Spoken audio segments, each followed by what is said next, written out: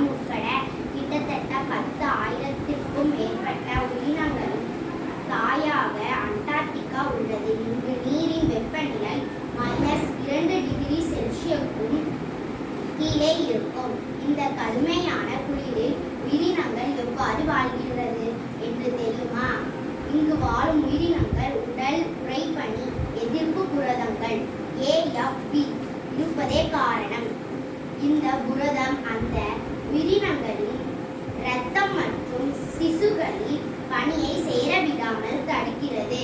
இதனால் 0 டிகிரிக்கு கீழே வெப்பநிலை இருந்தாலும் இந்த உயிரினங்களின் உடல் திரவங்கள் உறையாமல் இருக்கும்.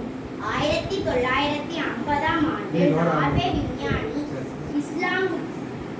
இஸ்லாங்கியோ என்பவர்